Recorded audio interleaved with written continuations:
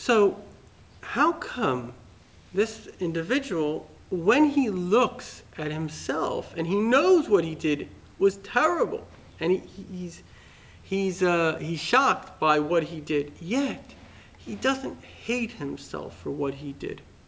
Very interesting. And the answer is that we all have self-love. And there's a saying that goes, love is blind. And that's actually a good thing. Because if you love someone, you cannot see their faults. Now that doesn't mean you can't see that they did something wrong. But what it does mean is that if they do something wrong, then you don't hate them for doing something wrong. That's what the Bible is teaching us. Love someone as you love yourself, just like you can still love yourself if you did something wrong. If someone else does something wrong, you can still love them. What an amazing, profound teaching. Now we have to discuss, if that's the case, how come I can see that other people do something wrong? And the answer is, well, maybe my love for them is not perfect. I'm not loving them in the right way.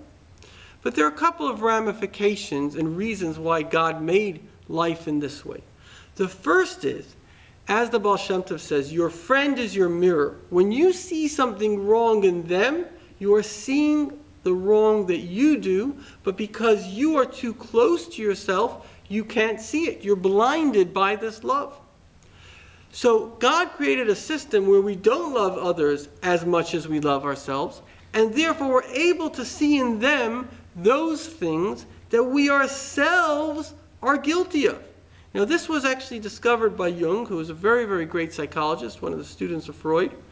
And he, in fact, had Jewish disciples who told him and showed him that this teaching comes from the Baal Shem Tov, and he admitted that the Baal Shem Tov's discovery, which really comes from Kabbalah, comes from God, predated his own, and he calls it shadows. But the bottom line is that it's an absolute truth.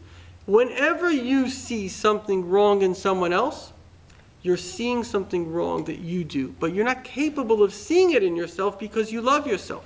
So why did God show it to you? The answer is because God is holding up a mirror and he's saying, buddy, these are things that you need to work on. And I'll give you a very simple exercise you can do right now. Think about people.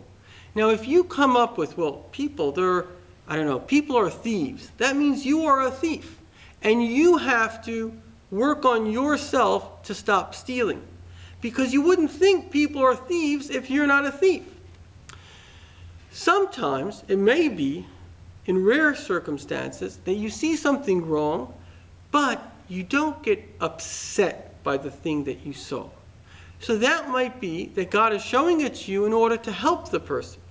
But if it's in order to help the person, it would be that you have to, first of all, privately, honorably, gently, respectfully, speak to the person, telling him in a way that hopefully you can help him. In fact, God didn't make any of us God. It's not our job to remonstrate and come down on anybody.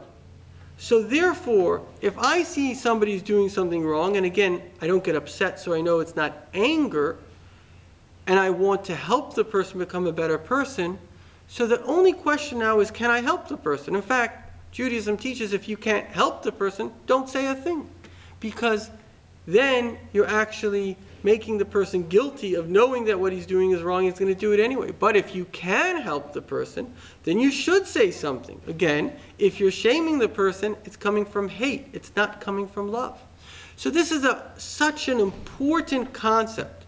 And it's the ability to differentiate between the motive of why am I seeing evil in another person.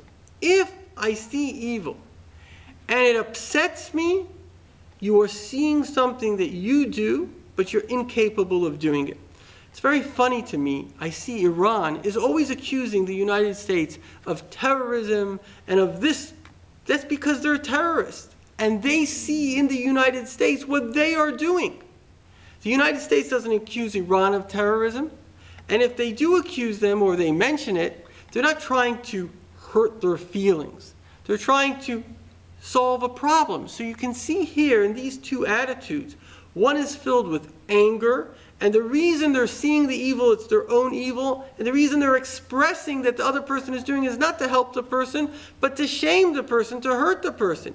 And the other doesn't see evil, and if they do see the evil, they don't see it in a way which causes them to hate. It causes them either to help the victims, which you have to, or to help the perpetrator, which if you can, you should.